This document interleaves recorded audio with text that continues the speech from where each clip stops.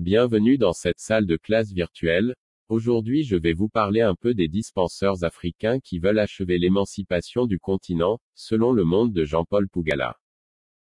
J'ai été suspendu par Facebook pendant 3 jours, à cause des publications signalées par les sympathisants de Cheikh Anta Diop et des fervents croyants du christianisme et de l'islam. Je ne pouvais plus publier ou même commenter. J'ai préféré désactiver le compte. Nous préparons en toute urgence le plan B de l'application à abonnement payant pour continuer désormais de me lire. Je suis fatigué de former gratuitement des gens qui vont en plus signaler en masse ma page. La prochaine fois, ils devront payer avant de signaler. Jean-Paul Pougala le 25/9/2020. Le salaire est déterminé par la lutte entre capitalistes et ouvriers. La victoire appartient nécessairement aux capitalistes. Karl Marx dans Le Capital. Dans la configuration du monde au XXe siècle, l'Afrique est dans le rôle de cet ouvrier de Marx, qui est par définition le perdant de la confrontation. L'élaboration de toute pensée aujourd'hui en Afrique doit nécessairement mettre en priorité la lutte pour sortir du camp des perdants désignés, le camp des ouvriers de Marx, des prolétaires modernes.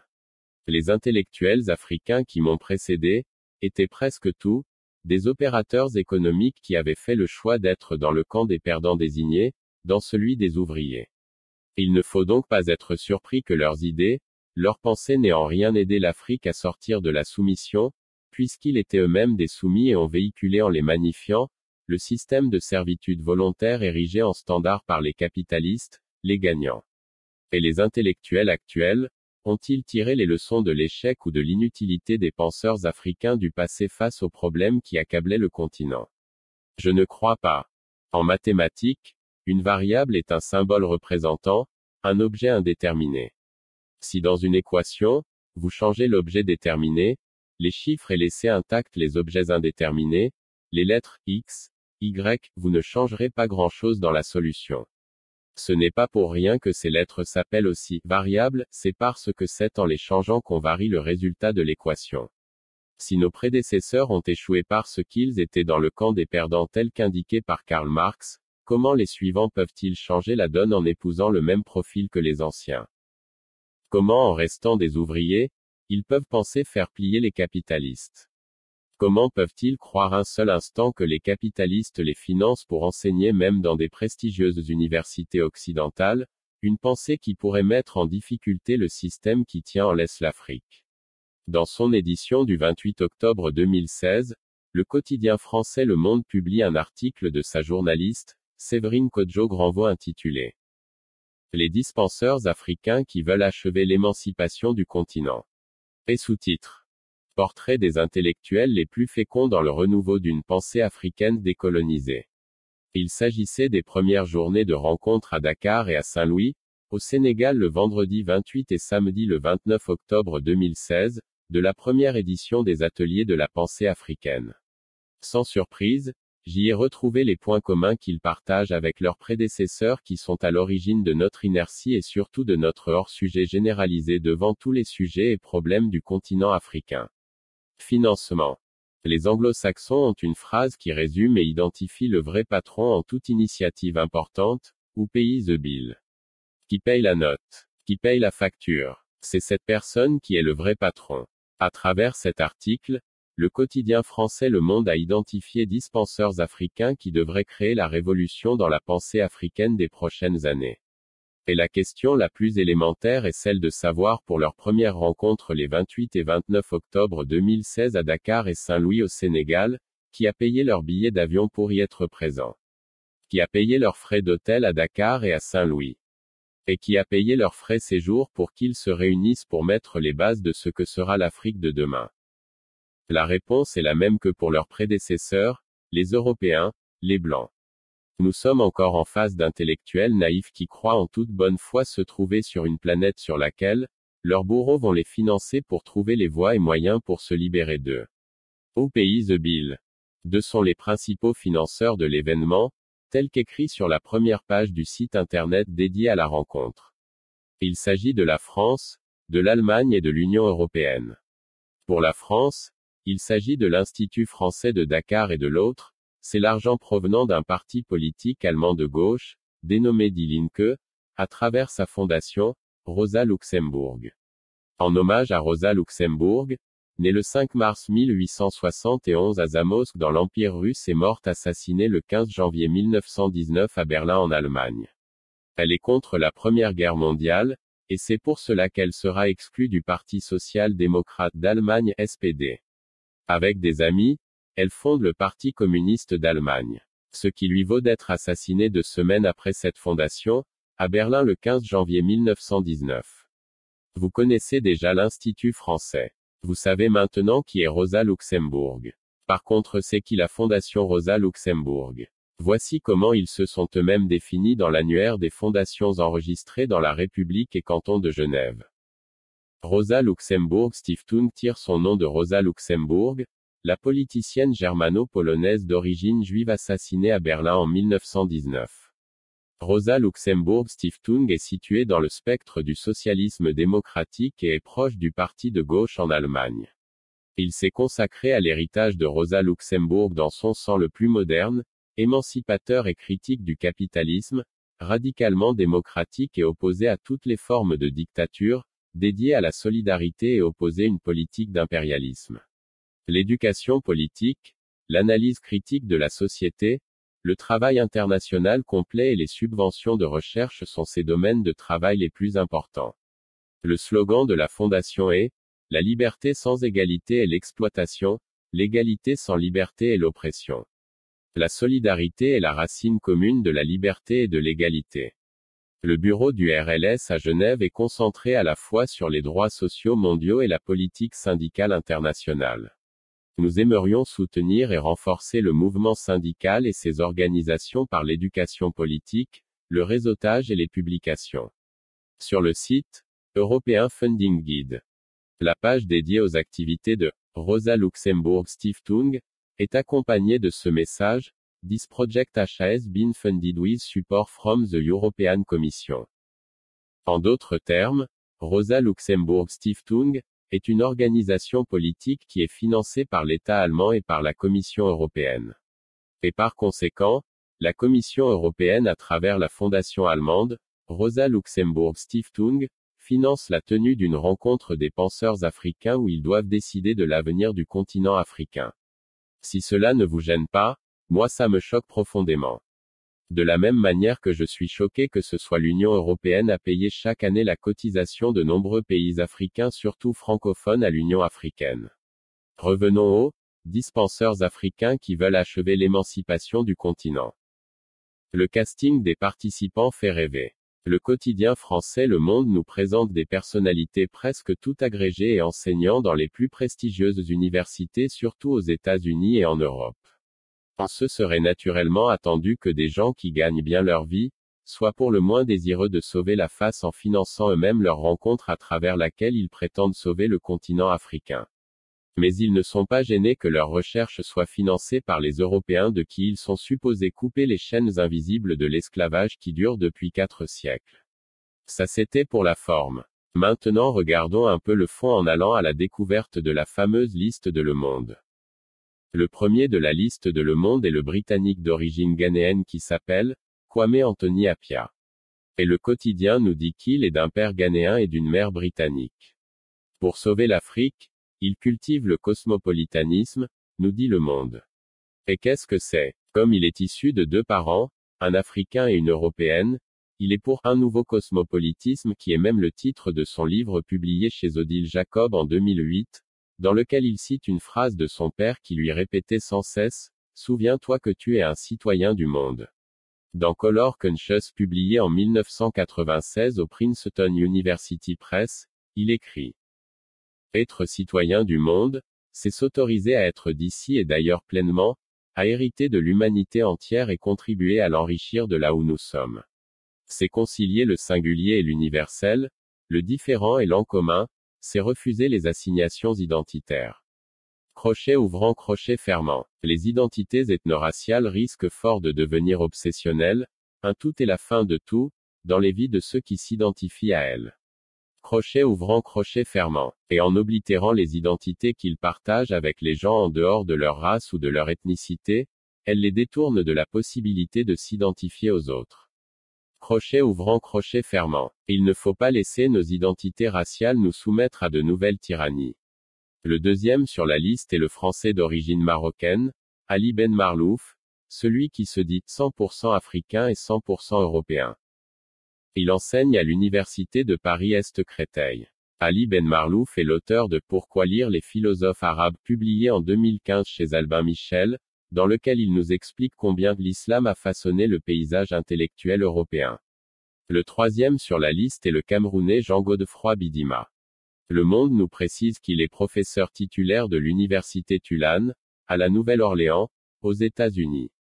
Et qu'il est auteur de La philosophie négro-africaine, édition PUF, que sais-je, 1995, L'art négro-africain, édition PUF, que sais-je, 1997, il est contre l'entrepreneuriat.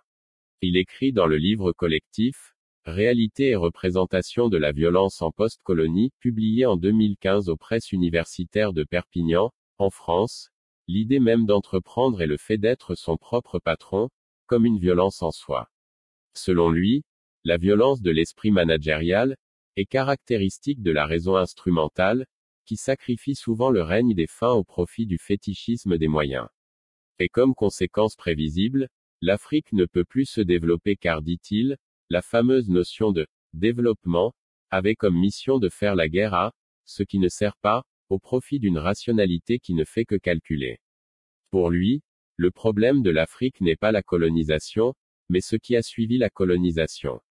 D'où le titre de l'ouvrage, Violence en post-colonie. Le quatrième de la liste de Le Monde est le Sénégalais, Souleymane Bachir Diagne. Son livre le plus important a été publié en 2014 aux éditions Jim Sahan et s'intitule « Comment philosopher en islam ».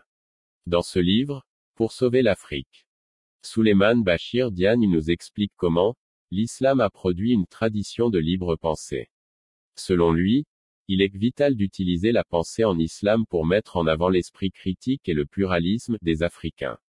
En 2016, Souleymane Bachir Diagne publie une nouvelle version de ce livre, chez Le Cerf, avec le titre cette fois-ci de Philosopher en islam et en christianisme. La première femme de la liste arrive en 5e position et c'est la française d'origine congolaise et italienne Nadia Yala Kissou qui dit « Voici en intégralité ce qu'écrit d'elle Le Monde ». La française Nadia Yala Kissou qui dit « Née d'un père congolais et d'une mère franco-italienne, entend donc décoloniser la philosophie africaine, et mettre à jour une raison subjuguée par sa propre nuit, construisant ligne de partage et exclusion sommaire.